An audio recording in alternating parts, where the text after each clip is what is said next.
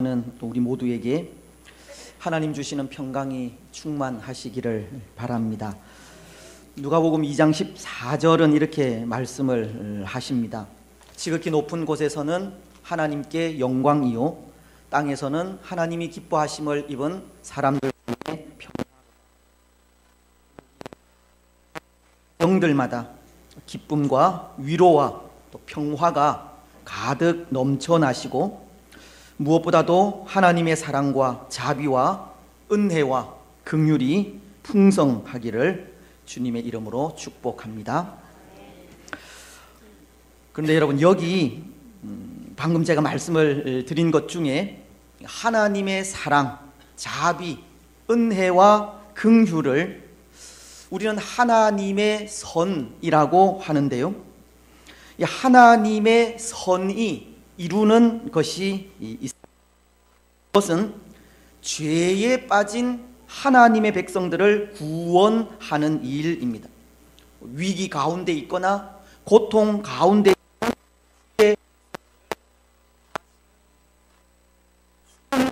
있는 백성의 생명을 기자들은 그들이 당한 고난과 위기 속에 하나님께 간구하며 나아간 기도의 내용들이 그것입니다. 하나님은 선하시며 그 인자하심과 자비하심이 무궁하다는 겁니다. 시편 106편 1절은 이렇게 말씀을 하시는데요, 할렐루야, 여호와께 감사하라. 그는 선하시며 그 인자하심이 영원함이로다. 시편 기자는 하나님은 선하시며 그 인자하심이 영원하다고 하나님을 찬양하면서 때로 하나님 앞에 이스라엘 백성들이 지은 죄를 고백하면서 하나님의 긍휼을 소원하고 있었습니다. 시편 기자들은 하나님의 인자하심과 선하심이 죄악 가운데 있는 이스라엘을 건져 구원해 줄 것을 믿었기 때문입니다. 이스라엘에게 긍휼을 베푸시는 것은 하나님의 선 때문이라는 것을 알았기 때문입니다. 그렇습니다. 하나님의 선은 죄악에 빠진 하나님의 백성들을 구원하시려는 하나님의 마음입니다. 하나님의 선은 그의 백성들을 위기에서 건지시고 고통 속에서 건지시려는 마음입니다. 오늘 말씀도 마찬가지인데요, 하나님은 하나님께서 택하여 세우신 다윗 왕조를 위기에서 구하시려는 모습을 볼 수 있기 때문입니다. 오늘 1절은 이렇게 말씀하시지 않습니까? 우시야의 손자요 요담의 아들인 유다의 아하스 왕 때에 아람의 르신 왕과 르말리아의 아들 이스라엘의 베가 왕이 올라와서 예루살렘을 쳤으나 능히 이기지 못하니라. 북이스라엘이 아람이라고 하는 나라와 연합군을 이루어 다윗의 집인 유다를 공격했다고 하는 말인데요, 그 당시 정세는 그러했습니다. 이 시대는 BC 약 700년경으로 아수르의 황제인 디글랏 빌레셀 3세가 이 패권을 쥐고 세계를 지배하려고 하던 시대였습니다. 그래서 아수르의 팽창을 두려워한 아람이 그 아수르를 대적하기 위해 북이스라엘과 연합을 이룬 이후 다윗의 집인 유다에게도 동맹을 제안한 것입니다. 하지만 유다는 그 제안을 거절해 버리고 말았습니다. 사실은 유다의 왕인 아하스가 아람과 북이스라엘의 연합군과 이 동맹을 맺는다고 해도 결코 아수르를 이길 수 없다고 하는 판단하에 그들의 동맹 제안을 거절한 것인데, 이 한편으로 이 아하스 왕의 마음은 신흥 강국인 이 아수르에게 자신들을 맡기고 도움을 받고 싶은 마음도 없잖아 있었기 때문입니다. 그래서 그런 이유로 이 아하스 왕은 아람과 북이스라엘의 동맹 제의를 거절하게 된 것입니다. 그런데 그것을 빌미로 이 아람과 북이스라엘의 연합군이 유다를 침공하게 된 겁니다. 하지만 오늘 1절 하반절을 보시면 이런 말씀을 기록하고 있습니다. 예루살렘을 쳤으나 능히 이기지 못하니라. 아람과 북이스라엘의 연합군이 남유다를 침공하여 예루살렘을 공격했지만 예루살렘은 함락되지 않았다는 겁니다. 여기 능히 이기지 못하리라 라고 하는 말의 문자적인 해석은 그러나 그들이 결코 그것을 집어삼킬 수가 없었다라고 하는 의미로 아람과 북이스라엘의 연합군이 남유다의 여러 지역을 함락시키기는 했지만 수도인 예루살렘만은 결코 집어삼킬 수가 없었다고 하는 뜻입니다. 이 말은 다시 말씀을 드리면 누군가 예루살렘이 함락당하는 것을 보고 있지 않았다라는 말입니다. 누군가가 예루살렘을 보호하고 지켰다는 겁니다. 여러분, 그 누군가가 누구이겠습니까? 유다를 지키신 분이 누구이겠습니까? 하나님이십니다. 하나님께서 유다를 보호하셨다는 말입니다. 즉 유다 백성들이 위기를 당했을 때 그 위기에서 건지신 분이 하나님이고 그것은 유다가 하나님의 선에 의해 보호를 받았다고 하는 말입니다. 유다가 위기에서 벗어난 것은 하나님의 선 때문이었습니다. 또 오늘 2절 상반절을 보면 이런 말씀을 하시는데요. 어떤 사람이 다윗의 집에 알려 이르되 아람이 에브라임과 동맹하였다 하였으므로, 말씀은 다윗의 집이라고 하는 말을 하면서 아람과 북이스라엘의 동맹 사실을 다윗의 집에 알렸다는 말씀을 하십니다. 사실 이 기록은 어폐가 있는 것으로 당시의 왕이 아하스였기 때문에 유다의 왕인 아하스에게 알렸더라, 이렇게 기록되어야 하는 것이 정상입니다. 그렇지 않겠습니까? 그런데 성경의 기록은 유다의 왕인 아하스가 아니라 다윗의 집에 알렸다는 겁니다. 아하스라고 하는 다윗의 가문에서 나온 한 왕이 아니라 다윗의 가문이라고 하는 의미의 다윗의 집에 알렸다는 겁니다. 여러분, 이것은 무엇을 의미하는 것이겠습니까? 왜 성경은 아하스 왕에게 알렸다고 하지 않고 다윗의 집에 알렸다라고 하겠습니까? 이것 역시도 유다를 지키고자 하시는 하나님의 선에 의한 것이기 때문입니다. 유다라고 하는 하나님의 나라를 지키려고 하는 하나님의 마음에서라는 겁니다.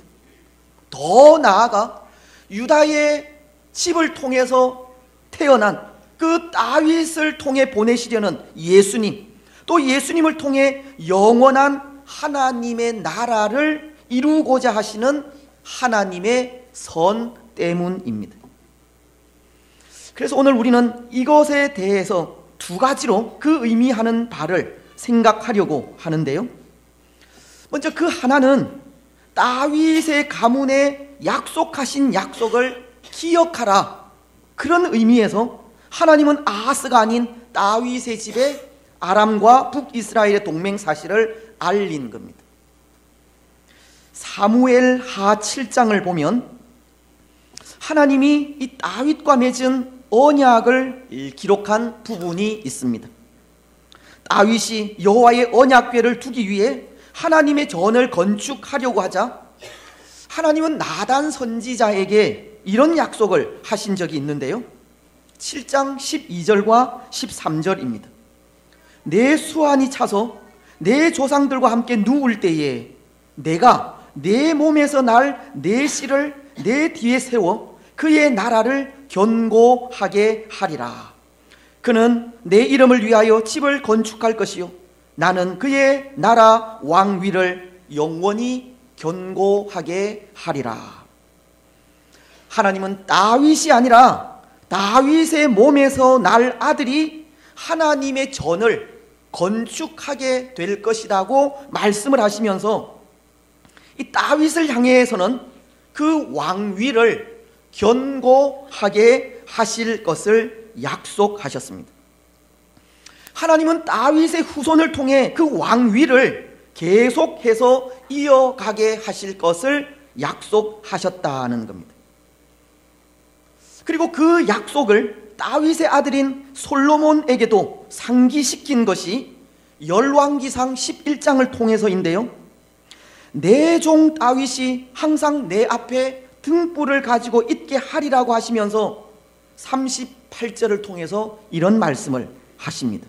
네가 만일 내가 명령한 모든 일에 순종하고 내 길로 행하며 내 눈에 합당한 일을 하며 내 종 다윗이 행함 같이 내 율례와 명령을 지키면 내가 너와 함께 있어 다윗을 위하여 세운 것 같이 너를 위하여 견고한 집을 세우고 이스라엘을 내게 주리라. 하나님은 솔로몬에게 너가 하나님의 명령과 율례를 지키면 다윗에게 약속한 언약대로 너의 집을 더욱 견고하게 하리라고 하신 겁니다. 여러분, 바로 이것이 하나님과 다윗이 맺은 언약입니다.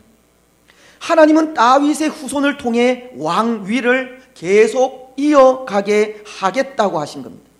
다윗을 위해서 그 등불을 꺼지 않겠다고 하신 겁니다. 그래서 솔로몬을 비롯한 다윗의 후손들은 하나님의 이 약속의 말씀을 기억하고 하나님의 명령과 율례를 지키면 유다는, 이스라엘은 강성한 나라가 되게 되어 있었습니다. 하지만 다윗의 후세대들은 어떠했습니까?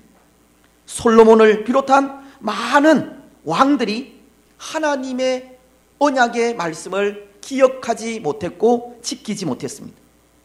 솔로몬은 비록 그가 하나님의 전을 건축하고 하나님 주시는 지혜를 얻기는 했지만 하나님의 명령과 율례를 끝까지 간직하지 못한 겁니다. 그래서 그의 말년에 이방 여인들을 아내로 삼고 이방 신들을 이스라엘로 끌어들이고 이스라엘을 이 분열의 길로 들어서게 한 것입니다. 오늘 아하스 왕도 마찬가지입니다. 아하스도 다윗의 언약을 기억하지도 지키지도 못한 겁니다. 그래서 어쩌면 남유다의 왕들 가운데 이 아하스 왕이 가장 패역한 왕으로 기록될 만큼 그는 하나님 앞에 많은 악을 행하기도 한 것입니다. 다윗 이후로 이스라엘의 그 10왕들이 다 다윗과 하나님과의 언약의 약속을 지키지 못했다는 겁니다. 그래서 하나님께서 하신 일이 그것입니다. 아람과 북이스라엘의 동맹을 아하스라고 하는 왕에게 알리지 않고 다윗의 가문인 그 집에 알리신 겁니다. 유다 왕조가 다윗 이후로 유다 왕조가 다윗의 언약을 잊어버려 하나님을 떠나게 되었다는 것을 알리고 있는 겁니다. 다윗이 가진 하나님에 대한 그 신앙이 계승되지 않았고 다윗이 가진 하나님을 향한 그 마음을 잃어버렸다는 겁니다. 그래서 하나님은 다시금 다윗과의 언약을 기억하여 하나님에 대한 신앙을 회복하라고 하는 뜻에서 아브라함과 북이스라엘의 그 동맹 사실을 아하스라고 하는 왕이 아닌 다윗의 집에 알리게 된 것입니다. 이제 또 하나, 오늘 말씀이 아람과 북이스라엘의 동맹 사실을 아하스가 아닌 다윗의 집에 알린 이유가 있습니다. 그것은 그럼에도 하나님은 다윗과 맺은 그 언약을 기억하시겠다는 뜻입니다. 비록 유다의 10왕들은 다윗의 언약을 잊어버려 하나님에 대한 신앙을 잃어버렸지만, 그럼에도 하나님은 그 약속을 잊지 않고 기억하셔서 유다를 보호하시겠다는 겁니다. 그래서 오늘 말씀은 하나님께서 이사야 선지자를 유다의 왕인 아하스에게 보내시는데요, 3절은 이렇게 말씀을 하십니다. 그때에 여호와께서 이사야에게 이르시되 너와 내 아들 스알 야숲은 윗 못 수도 끝 세탁자의 밭 큰 길에 나가서 아하스를 만나. 하나님은 이사야 선지자를 아하스 왕과 만나게 하신 겁니다. 왜냐하면 유다를 도우시겠다고 하는 하나님의 뜻을 전달하기 위해서입니다. 위기 가운데 있는 유다를 보호하시겠다는 뜻에서입니다. 그리고 유다에게 인간적인 방법이 아니라 여호와를 의지하라는 말씀을 전달하기 위해서입니다. 그래서 하나님은 이사야가 아하스 왕을 만날 때 윗 못 수도 끝 세탁자의 밭 큰 길에 나가서 아하스를 만나라고 하신 것인데요, 이것은 아하스가 이미 인간적인 계획을 세워 놓았기 때문입니다. 그것은 이들이 만나는 이 장소가 예루살렘으로 물을 공급하는 장소로서, 혹 이곳이 이 적의 점령에 의해서 물 공급이 끊어지면 예루살렘이 망하는 것, 예루살렘 성 안에 있는 백성들이 망하는 것은 시간 문제가 될 수 있기 때문에 아하스가 이곳을 사수하기 위해 그곳을 지키고 있었기 때문입니다. 여러분, 그것이 가르치는 것이 유다가 당한 그 위기 속에 그들은 하나님을 의지하여서 그 위기를 극복하려고 한 것이 아니라 생명줄인 물을 사수하여 그들의 그 생명을 연장해 보겠다고 하는 마음이 있었다는 것을 가르치는 겁니다. 그런데 하나님은 그렇게 인간적인 계획을 세워서 유다를 지키려고 한 아하스에게 이사야를 보내어서 내가 유다를 돕겠으니 너희들은 나를 의지하라고 하는 말씀을 전하게 했다는 겁니다. 인간적인 방법으로 생명을 연장하려는 그 아하스에게 하나님은 그 모든 방법들 다 내려놓고 하나님을 의지하라고 하신 겁니다. 왜냐하면 전쟁은 하나님께 속한 것이기 때문입니다. 유다라고 하는 하나님의 나라의 안전은 하나님의 손길, 즉 하나님의 선에 있기 때문입니다. 우리 사람의 생각이나 방법이 한 나라를 보호하고 지키는 것이 아니라 하나님의 선에 한 나라의 운명이 달려 있기 때문입니다. 그리고는 9절 하반절을 통해서 이런 말씀을 하셨습니다. 만일 너희가 굳게 믿지 아니하면 너희는 굳게 서지 못하리라. 하나님은 만일 너희가 굳게 믿지 아니하면이라는 말씀을 하신 것인데요, 여기 너희가 굳게 믿어야 한다고 한 것은 하나님께서 약속하신 그 언약의 말씀을 말하는 것으로, 유다가 당한 그 위기 속에서 여호와 하나님을 의지하고 다윗과 맺은 언약을 신뢰한다면 그 위기 속에서도 흔들림 없이 설 수 있을 것이라고 하신 겁니다. 하지만 유다가 하나님을 의지하지 않고 다윗과의 그 언약을 신뢰하지 않는다면 너희는 굳게 서지 못하리라. 곧 파국으로 몰리게 될 것을 말씀하신 겁니다. 하나님은 유다에게 유다를 보호하실 것을 약속하시면서 유다에게 인간적인 방법이 아니라 언약의 말씀을 기억하여 하나님만을 의지하라고 하신 겁니다. 그럴 때 내가 너희들을 돕겠다는 겁니다. 하나님은 유다를 지키시고 인도하시겠다고 한 약속을 하셨다는 겁니다. 그런데 여러분, 오늘 이렇게 유다를 향하신 하나님의 인도와 보호를 약속하신 궁극적인 이유가 있습니다. 유다라고 하는 나라를 통해서, 즉 다윗의 가문을 통해서 하나님은 메시아이신 예수님을 보내실 것을 약속하셨기 때문입니다. 창세기서 49장은 10절을 통해 이런 말씀을 하시지 않습니까? 큐가 유다를 떠나지 아니하며 통치자의 지팡이가 그 발 사이에서 떠나지 아니하기를 실로가 오시기까지 이르리니 그에게 모든 백성이 복종하리로다.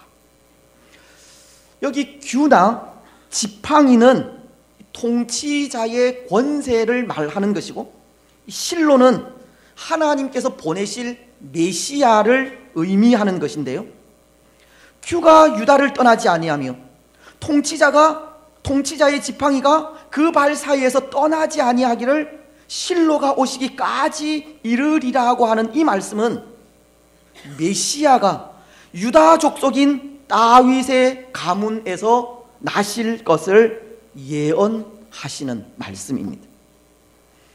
그래서 마태복음을 보면 1장 1절은 메시아이신 예수님의 족보를 기록하면서 이렇게 말씀하고 있습니다.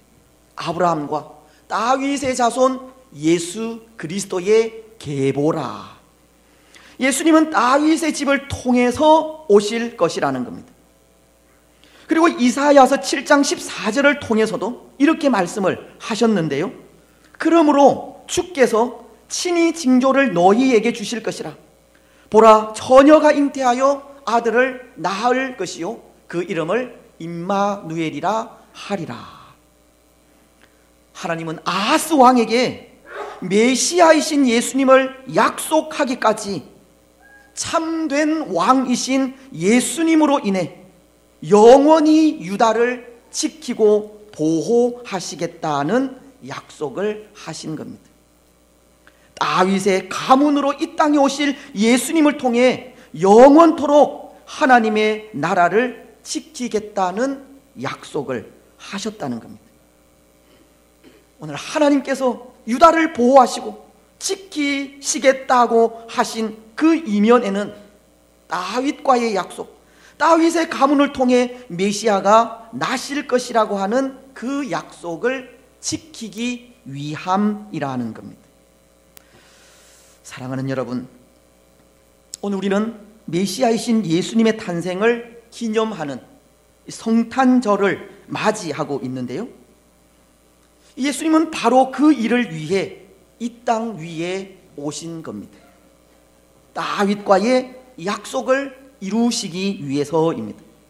다윗의 후손을 통해 영원한 하나님의 나라를 세우시기 위해서입니다.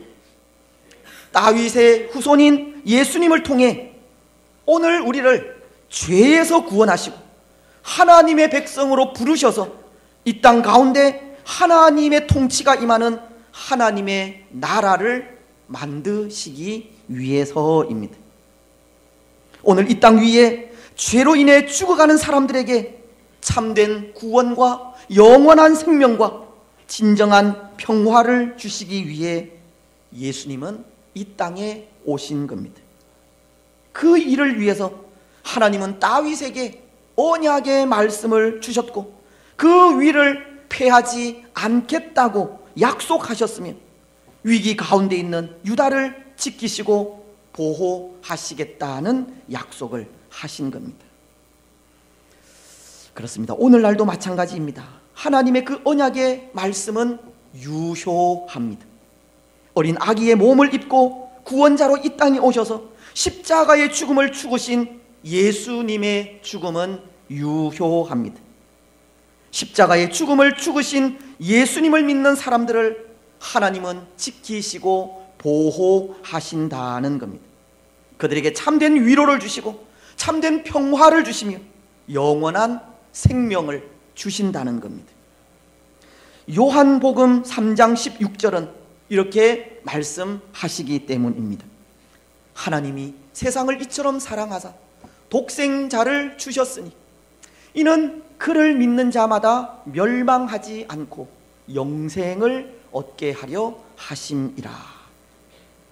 이제 말씀을 맺겠습니다. 사랑하는 여러분, 하나님은 선하신 분입니다. 하나님의 선은 죄에 빠진 하나님의 백성들을 구원하는 일입니다. 위기 가운데 있거나 고통 가운데 있는 주의 백성들을 구하시는 일이고, 죽음 가운데 있는 백성에게 생명을 주는 일입니다. 하나님의 그 선이 예수님을 이 땅에 보내셨습니다. 오늘 우리를 죄에서 건져 구원하시기 위해서입니다. 예수님은 하나님의 선에 의해 이 땅 위에 아기의 몸을 입고 오셨고, 오늘 우리는 우리의 구원을 위해 이 땅 위에 오신 예수님을 우리의 구원자로 믿고 고백할 때 약속하신 그대로 구원을 받게 됩니다. 여러분, 오늘 우리는 하나님의 약속이신 예수님을 더욱 신뢰하시고 약속의 말씀대로 이 땅에 오신 예수님을 더욱 의지하시기 바랍니다. 우리의 구원을 위해 이 땅 위에 약속 그대로 오신 예수님을 나의 구주로 믿고 영접하시기 바랍니다. 그래서 이 복된 성탄에 우리의 구원을 위해 오신 예수님으로 인해 참된 기쁨과 참된 평화와 영원한 생명을 누리는 복된 성도들이 되시기를 주님의 이름으로 축복합니다. 아멘. 우리 이 시간 찬양대에서 성탄 칸타타로 또 하나님께 영광을 드리겠습니다.